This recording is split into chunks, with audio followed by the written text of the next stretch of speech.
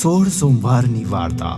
16 સોમવારનું વ્રત કરનારે શ્રાવણ માસના પ્રત્યેક સોમવારે મંદિરે જવાનું હોય છે। શિવ પાર્વતીની પૂજા કરવાની, એકટાણું જમવાનું અને મહાદેવજીની વાર્તા સાંભળવાની હોય છે। વાર્તા સાંભળતી વેળા હાથમાં ચોખા રાખી મહાદેવજી મહાદેવજી એમ બોલવાનું હોય છે। ઈશ્વર અને પાર્વતી બેઠા હતા। સોગઠા બાજીની રમત માંડી। કોઈ હારે નહીં, કોઈ જીતે નહીં। હાર્યું જીત્યું કોણ કહે એટલામાં એક તપોધન આવ્યો। મહાદેવજી કહે, ઊભો રે, હાર્યાને હાર્યું કહેજે ને જીત્યાને જીત્યું કહેજે। પહેલા પષ્ટે પાસા નાખ્યા, કોણ હાર્યું ને કોણ જીત્યું? તપોધન કહે, ભગવાન જીત્યા ને માતાજી હાર્યા। બીજે પષ્ટે પાસા નાખ્યા, કોણ હાર્યું ને કોણ જીત્યું? તપોધન કહે, ભગવાન જીત્યા ને માતાજી હાર્યા। ત્રીજા પષ્ટે પાસા નાખ્યા, કોણ હાર્યું ને કોણ જીત્યું? તપોધન કહે, ભગવાન જીત્યા ને માતાજી હાર્યા। 3 વાર તપોધન જુઠ્ઠું બોલ્યો। મહાદેવજીની બીકે પાર્વતીને હાર્યા કહ્યા। પાર્વતીને ક્રોધ ચડ્યો અને તેમણે તપોધનને શ્રાપ આપ્યો કે જા, તને રક્તપીત કોઢ થજે। એના પછી તપોધનને તો કોઢ નીકળ્યા। તે બે બાકડો બની રડતો રડતો કૈલાસ પરથી ચાલતો થયો। ચાલતા ચાલતા માર્ગમાં એક ગાય મળી। ગાય કહે, ભાઈ તું ક્યાં જાય છે? કોઢિયો કહે, મને માતા પાર્વતીએ શ્રાપ આપ્યો છે, શ્રાપનું નિવારણ કરવા જાઉં છું। ગાય બોલી, ભાઈ મારું દુઃખ સાંભળતો જા।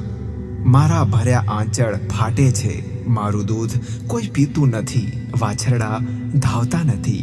એવામાં મેં શા પાપ કર્યા હશે?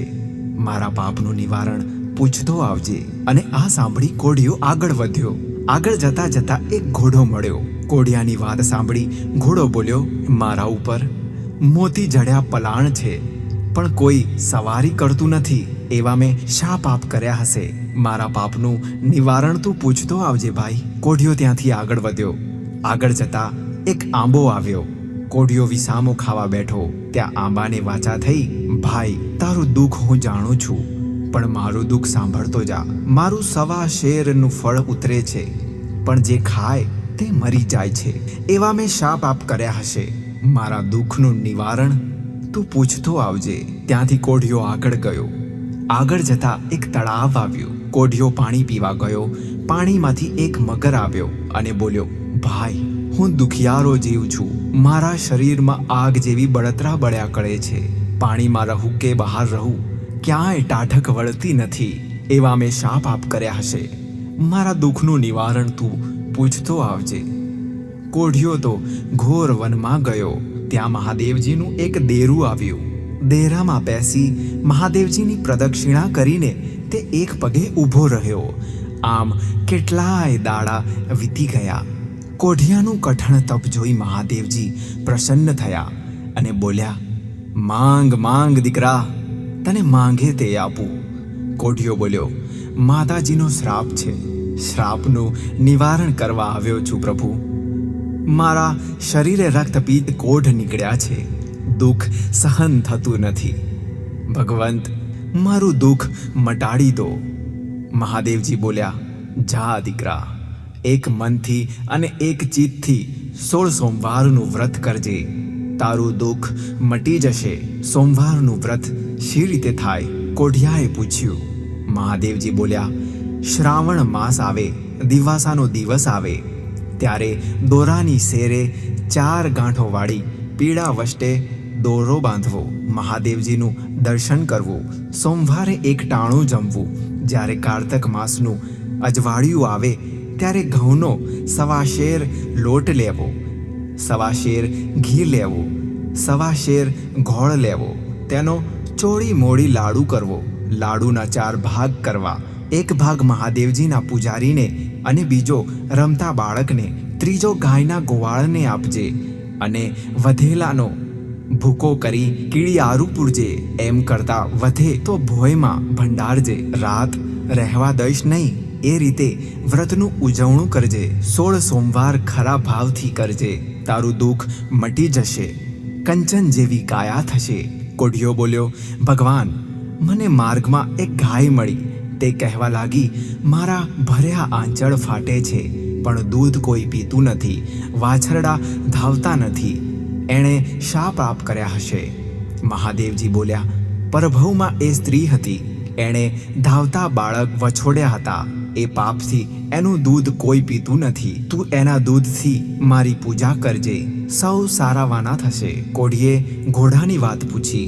મહાદેવજી કહ્યું, સાંભળ, ગયે ભાવ એ વાણિયો હતો. એણે જુઠ્ઠા કાટલાથી, જુઠ્ઠા બોલથી નિર્ધન લોકોને બહુ ઠગ્યા હતા. એ પાપે એની આવી દશા થઈ છે. તું એની સવારી કરજે, એનું દુઃખ મટી જશે. કોઢીએ આંબાની વાત પૂછી. મહાદેવજી કહે, પરભવમાં એ ઘણો કંજૂસ હતો. ધન ભેગું કરવામાં તો સમજ્યો, પણ પુણ્યને નામે એક પૈસો પણ ના વાપર્યો. એ પાપે એ આંબો થયો. એના નીચે ધનના 4 ચરુ છે. એ ધનથી તું પરબો મંડાવજે અને ભૂખ્યાને ભોજન આપજે, જેથી એનું દુઃખ દૂર થશે. કોઢીએ મગરની વાત પૂછી. મહાદેવજી કહે, પરભવમાં એ બ્રાહ્મણ હતો.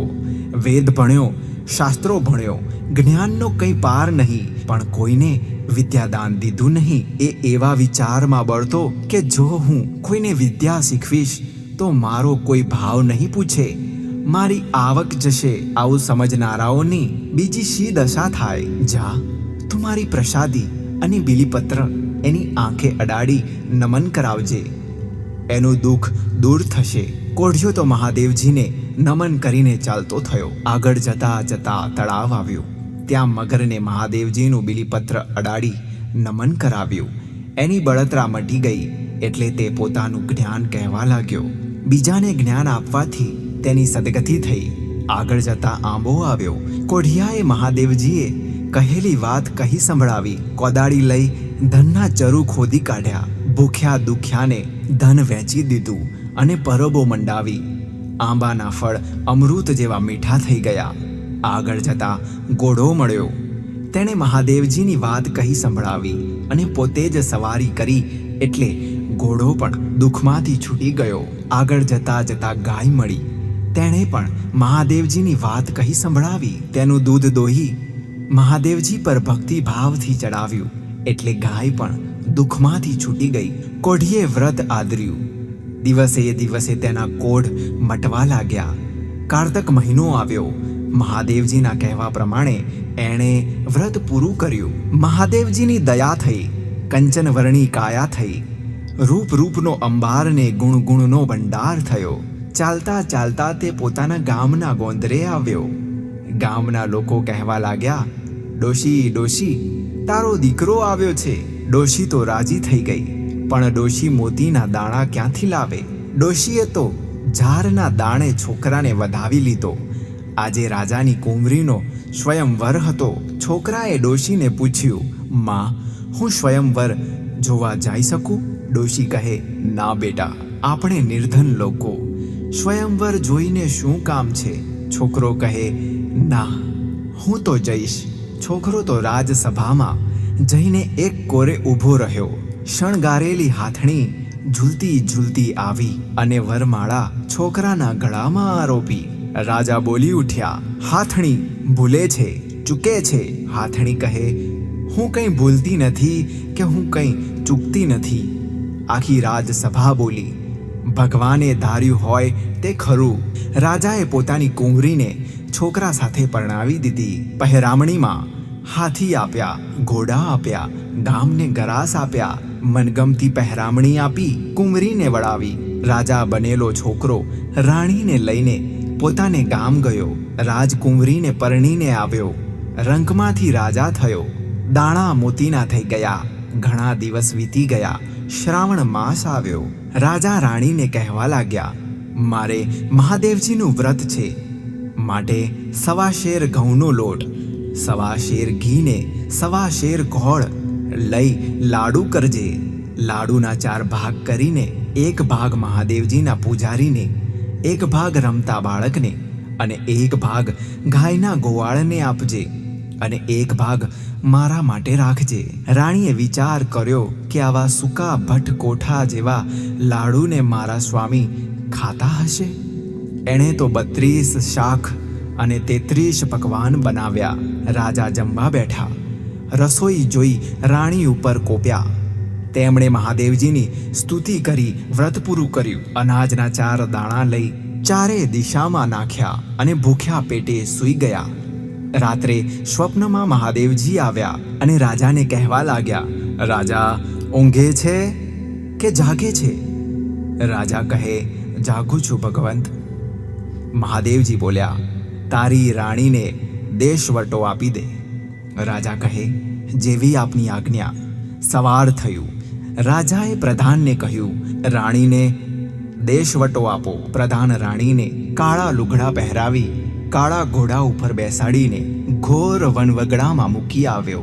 રાણી તો રખડતા રખડતા એક ગામમાં આવી. તેણે ત્યાં એક ઘાંચણનું ઘર જોયું. રાણી ઘાંચણને કહેવા લાગી, બહેન, કોઈ પેટવ રાણીએ માણસ રાખશો? ઘાંચણને દયા આવી એટલે કહેવા લાગી, હા બહેન, આવી તો ભલે આવી. પેટવ રાણી એ માણસ ક્યાંથી? ઘાંચણના તો તેલના કુલ્લા ઢળી ગયા અને ઘાંચી માંદો પડ્યો. ઘાંચણ રાણીને કહેવા લાગી, બહેન, તારા આવ્યાથી મારું ખોટું થયું, માટે તું અહીંથી જતી રહે. રાણી ત્યાંથી ચાલી નીકળી. જતા જતા એક ડોશીમા મળ્યા. રાણી ડોશીમાને કહેવા લાગી, માં, કોઈ પેટવ રાણીએ માણસ રાખશો? ડોશી કહે, હા બહેન, આવી તો ભલે આવી. પેટવ રાણીએ માણસ ક્યાંથી? ડોશીમાની તો પુણ્યો ઉડી ગઈ અને ડોશી માંદી પડી. ડોશી કહેવા લાગી, બહેન, તારે આવવાથી મારું ખોટું થયું, માટે તું અહીંથી ચાલી જા. રાણી ત્યાંથી ચાલવા લાગી. જતા જતા એક માણસના ઘર પાસે આવી. રાણી માણસને કહેવા લાગી, ભાઈ, કોઈ પેટવ રાણીએ માણસ રાખશો? તો માણસ કહે, હા બહેન, આવી તો ભલે આવી. પેટવ રાણીએ માણસ ક્યાંથી? માણસને તો નિત્ય સવામણ ફૂલ ઉતારતા હતા. તેના પાશેર ફૂલ ઉતરવા લાગ્યા. માણસે કહ્યું, બહેન, તારા આવવાથી મારું ખોટું થયું, માટે તું અહીંથી ચાલી જા. રાણી ત્યાંથી પણ ચાલવા લાગી. જતા જતા તે એક સરોવરની પાળે ગઈને પાણીયારીઓને કહેવા લાગી, બહેનો, કોઈ પેટવ રાણીએ માણસ રાખશો? પાણીયારીઓએ કહ્યું, હા બહેન, આવી તો ભલે આવી. પેટવ રાણીએ માણસ ક્યાંથી? ત્યાં તો સરોવર સુકાઈ ગયું અને પાણીયારીઓ માંદી પડી. પાણીયારીઓ કહે, બહેન, તારે આવવાથી અમારું ખોટું થયું, માટે તું અહીંથી ચાલી જા. રાણી ત્યાંથી પણ ચાલી નીકળી. જતા જતા વાટમાં એક બાવાની મઢી આવી.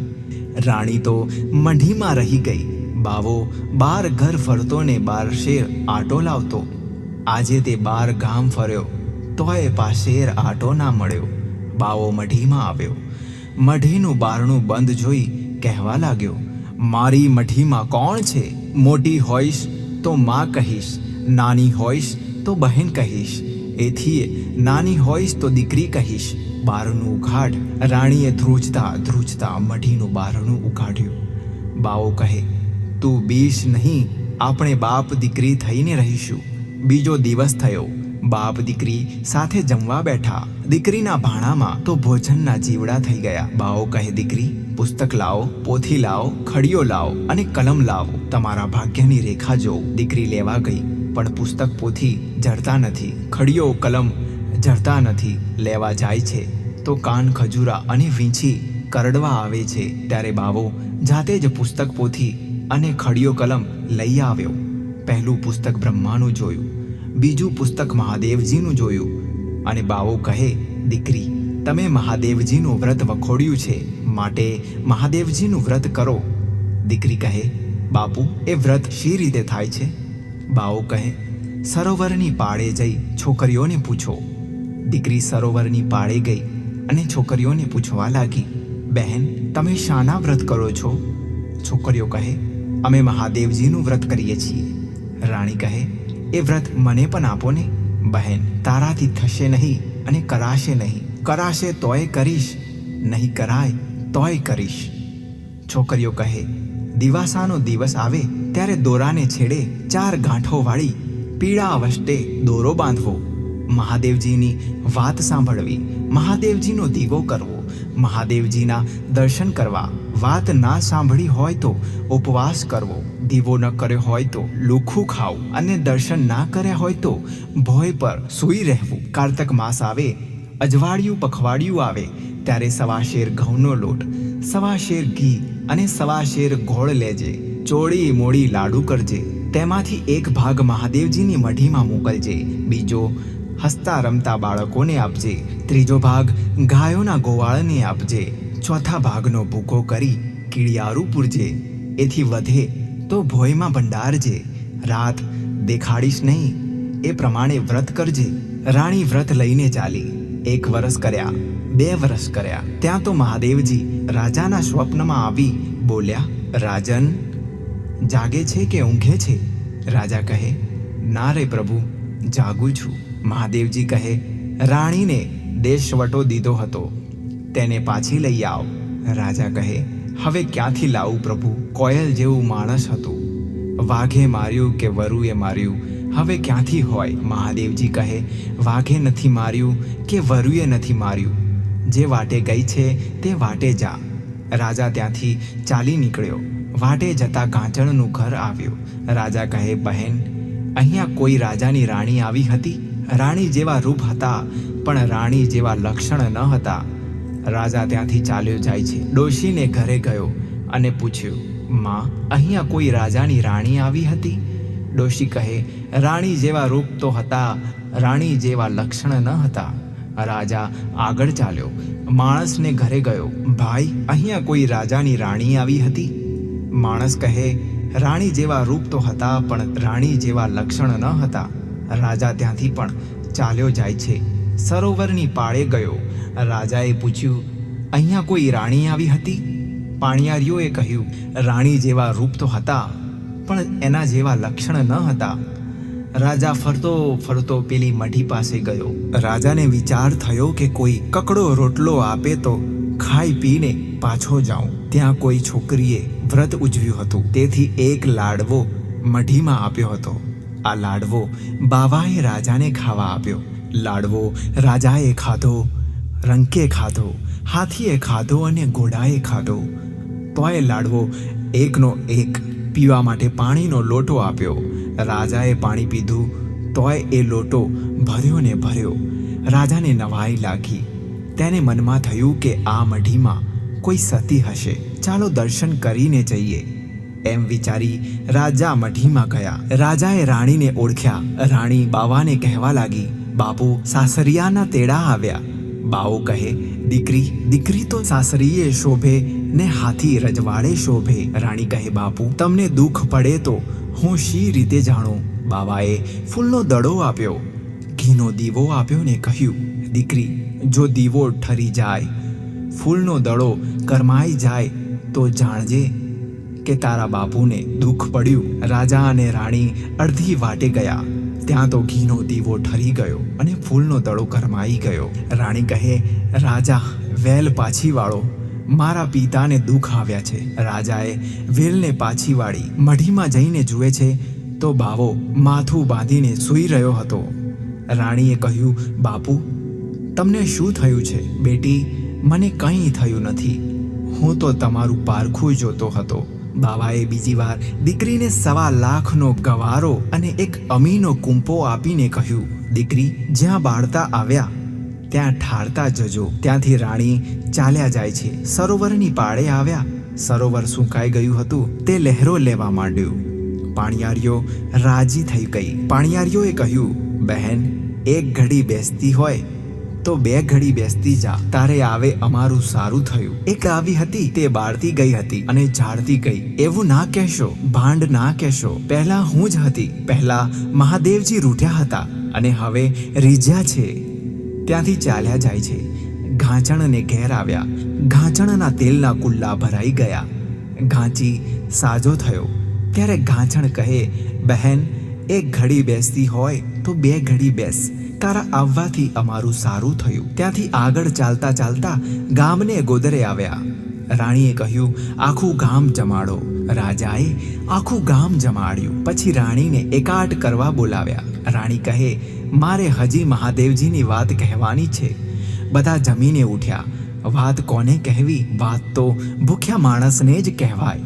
રાજા કહે, આખું ગામ જમાડ્યું. હવે કોણ ભૂખ્યું હશે? રાજાએ ગામમાં ઢંઢેરો પીટાવ્યો. એક કુંભારના ઘરમાં સાસુ વહુને લડાઈ થઈ હતી. ડોશી ભૂખી હતી. રાજાએ પ્રધાનને તેડવા મોકલ્યો. ડોશી કહે, બાપ, જમના તેડા આવજો, રાજાના તેડા ના આવજો. પ્રધાન કહે, ડોશીમાં, તમને મારવાના કે જુડવાના નથી, વાત સંભળાવવાની છે. ડોશી કહે, કાને બહેરી છું, આંખે આંધળી છું, પગે લૂલી છું, કેડે અપંગ છું, શી રીતે આવું? પ્રધાને આવીને રાજાને કહ્યું. રાજાએ પ્રધાનને વેલ લઈને મોકલ્યો. પ્રધાન ડોશીને વેલમાં બેસાડીને લાવ્યા. ડોશી બેઠા પાટલે, રાણી બેઠા ખાટલે. રાજા કહે, ડોશીમાં, સાંભળો, સાંભળો તોય મહાદેવજી કહેજો, ના સાંભળો તોય મહાદેવજી કહેજો. રાણીએ વાત કહેવા માંડી. પહેલા હુંકારે ડોશીને કાન આવ્યા, બીજા હુંકારે આંખો આવી, ત્રીજા હુંકારે પગ આવ્યા, અને ચોથા હુંકારે કમર આવી, અને પાંચમે હુંકારે ડોશી ટગુ મગુ થઈ. ડોશીને દીકરો કહેવા લાગ્યો, માં, માં, આવું રૂડું કોણે કર્યું? માં કહે, મને મહાદેવજીની વાત સાંભળે આવા ફળ મળ્યા, તો આ વ્રત કરીએ તો કેવા ફળ મળતા હશે? એક વેળા રાણી એકાટ કરવા બેઠી, ત્યારે પડોશણ દેવતા લેવા આવી. રાણી કહે, હું એકાટ કરવા બેઠી છું, દેવતા શી રીતે આપું? પડોશણે મેણું માર્યું. મત્સરની ભરેલી, અભિમાનની ભરેલી, તારે તો જાણે દીકરો પારણામાં પગનો અંગૂઠો થાવે છે અને હાથે સોનાના સાંકળ છે ને? રાણી કહે, બહેન, તું એમાં મેણા શાની મારે છે? દીકરા યોગ્ય થઈશું ત્યારે દીકરો પણ હશે. રાણી એકાટ કરીને જુએ છે તો દીકરો સૂતા સૂતા પારણામાં અંગૂઠો તાવે છે અને હાથે સોનાના સાંકળ છે. દીકરો કહેવા લાગ્યો, માં, મારે મહાદેવજીનું વ્રત છે. ના બેટા, આપણાથી વ્રત થાય નહીં, થાય તોય કરીશ, નહીં થાય તોય કરીશ. સોમવાર આવે છે ને, છોકરો એકવાર ધાવીને રહે છે. એક ગામમાં રાજા મરી ગયેલો હતો, એટલે પ્રજાએ નવો રાજા શોધવા ઉત્સવ રચ્યો હતો. છોકરો કહે, માં, હું જોવા જાઉં? ના બેટા, આપણે શું જોવું છે? તોય એ છોકરો ભાખડીએ ચાલી ગયો. છોકરો રાજસભામાં બેઠો છે. ગામ લોકોએ હાથણી શણગારી છે. હાથણી ઝૂલતી ઝૂલતી ગઈ અને છોકરાને ફૂલમાળા આરોપી. ગામના લોકોએ છોકરાને ચાંપાની બહાર કાઢી મૂક્યો. હાથણી ફરી શણગારી. હાથણીએ ફરીથી પણ પેલા છોકરાને જ ફૂલમાળા આરોપી. ગામના લોકો કહેવા લાગ્યા, હાથણી ભૂલે છે કે ચૂકે છે? એ ગંદુ ગોબરું છોકરું રાજ્ય શું કરશે? હાથણી કહે, એ છોકરું કરશે એવું કોઈ નહીં કરે. છોકરાને તો ધામધૂમથી રાજગાદી ઉપર બેસાડ્યો. ચકલાને ચણ, કીડીને કણ, હાથીને મણ. જય ભોળાનાથ, ઝાલો હાથ. રાજા રાણીને જેવા વ્રત ફળ્યા એવા અમને ફળજો. જય મહાદેવ. હર હર મહાદેવ. હર